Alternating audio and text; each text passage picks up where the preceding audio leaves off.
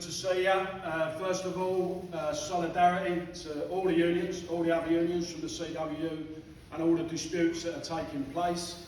I also want to say what a pleasure it is to be in this room today rather than sitting across the table from Royal Mail senior management, which I'm spending my life doing at the moment. Hugely therapeutic to be amongst proper union people. Shop stewards, local reps, the absolute core of our union, what makes us strong, and should be other unions as well. So it's not just disputes. Rob, I would say, is looking at how we organise throughout our unions to make sure people have got representatives in the workplace, those that are in workplaces. That's what's needed. Far too many people haven't got people like you to look after them. So you should be hugely proud of yourselves. Massive thank you from me personally, because that's what keeps the movement going. I believe there's nothing more honourable than spending your life representing fellow workers. It's certainly been the honour of my life. So congratulations to all of you for keeping it up through thick and thin and the periods that we go through. As for politicians, I will say this, I think it's particularly great at the moment. The unions are shifting their position on that and talking about industrial trade unionism again. Rather than there was a period there where it felt that some of our unions, all we was talking about was politicians and who's this in the Labour Party and who's that in the Labour Party. I say this, so all my working life, and I'm 64 this year, I've seen politicians of all persuasions let down ordinary decent working people. The people who make the difference for working people is trade unionism, is us. And that's, of course, we would rather have a Labour government. Of course, but we would still have to do our work. So to see trade unions standing up at the moment is particularly great. And I want to say, Rob said about, a game changer, was the words that he used.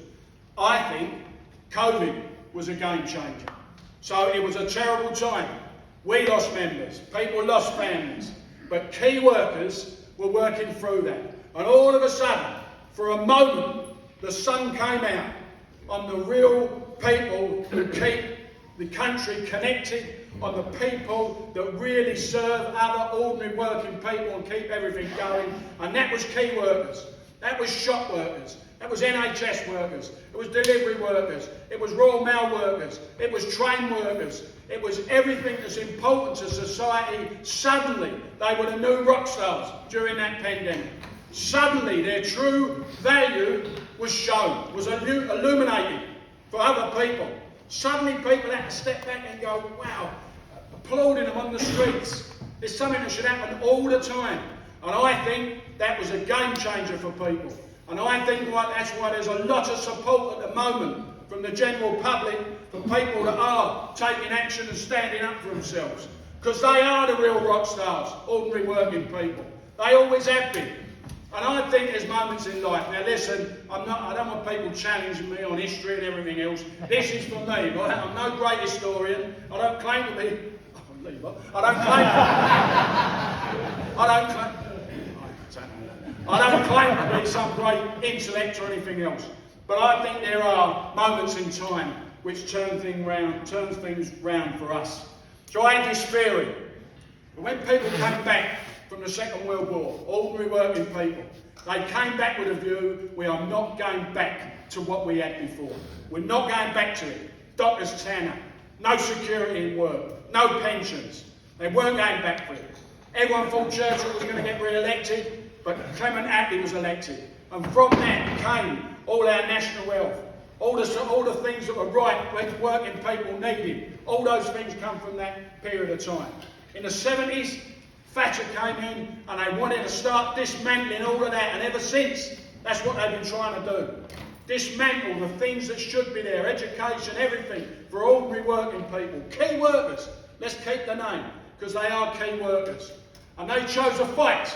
Thatcher chose a fight, didn't she, with the miners. Of all the big disputes, the Prince, the docks and everywhere else, she picked a fight with the miners. One, because she wanted to expose nationalise industries, give them a bad name in order to privatise them all, but secondly, to try and destroy the unions. And we've been fighting back, or trying to fight back ever since. She encouraged people to be selfish. That's what she did, so people stood alone, they didn't stand collectively. That's what happened. And I'll tell you now, Johnson, in my opinion, has got his hands over all of these disputes. You telling me he ain't pulled all the top bosses in and said, don't you give them more than 2%, don't you give them big pay rises, you do as you're told, because he's the billionaire's bitch. That's what he's doing, and he's all over these companies, Boris Johnson.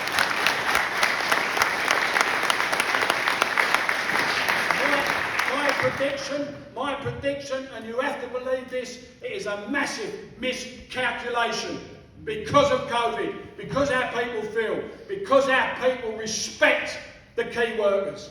So our disputes in Royal Mail, the post office should never have been split from Royal Mail. They only did that so that they could privatise Royal Mail. They only did it for that reason.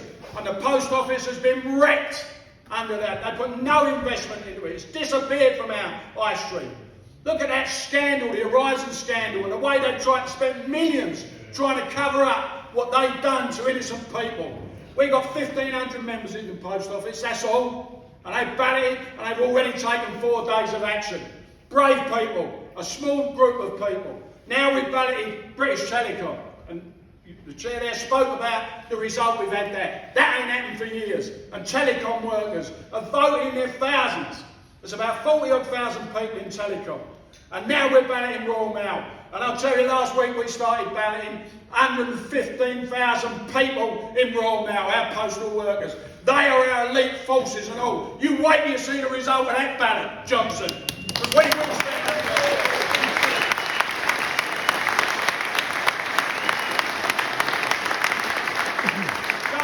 Going into the pandemic, Royal Mail were predicting losses of between 500 and 600 million.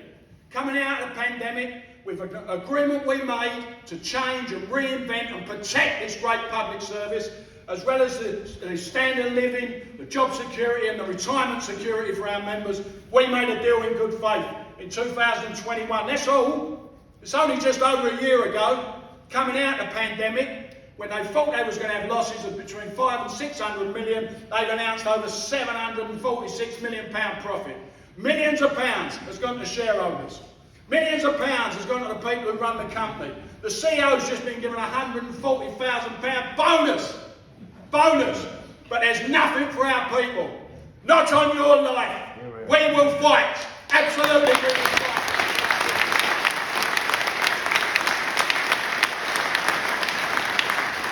I'll tell you something else as well. We get the result of that ballot on the 19th of July, and on the 20th we're going to give notice on the second ballot on the changes they want to bring in that will absolutely wreck this great postal services. And I tell you, by the 17th of August we'll be sitting there with 2 massive yes votes, 2 massive disputes, outflanking management. Let's see their faces then, just before we go into our busiest period, autumn pressure, Christmas. That's when they don't like it. They might think they're having themselves now. They're trying to intimidate our members. They're trying to make us go unofficial. They will try everything to try and do it. We are the people of honour. We are the decent people. These people, these senior managers, doing the bidding for shareholders, they are the arseholes, not us, not our members.